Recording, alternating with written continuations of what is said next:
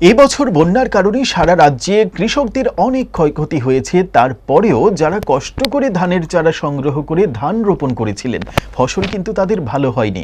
ঊনকোটি জেলায় গত বন্যার সময় বেশ কিছু কৃষি জমি জলের নিচে ছিল।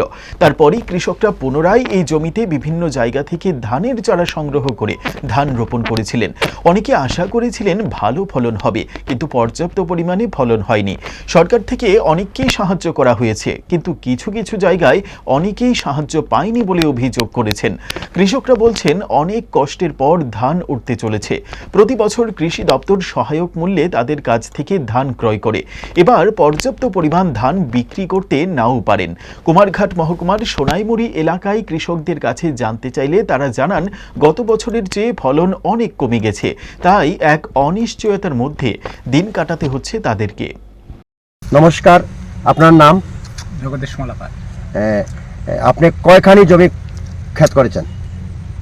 আমি পাঁচ খানির মতো করছি।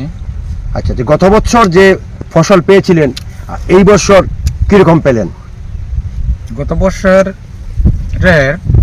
পরিমাণে এবার 3 ভাগের 1 ভাগও পাই না। কারণটা কি? কারণ বন্যা পরিস্থিতি। কতটুকু জল ছিল এখানে? এখানে প্রায় মেন রোড জলের নিচে ছিল। জলের নিচে না, মেন রোড লেভেল। আচ্ছা, অনেক জল ছিল এখানে। হ্যাঁ, তারপরে আপনারা কিভাবে দ্বিতীয়বার চারা রোপণ করলেন? আমি তো আর করতেও পারছি না। কিছু কিছু করছেন? কিছু কিছু করছি, কিছু কিছু কালি রয়েছে। দেখেন, অন্যদিকে আলি পাইছি না কুচ করিয়া, আমি আর করছি না, অমনি রয়েছে।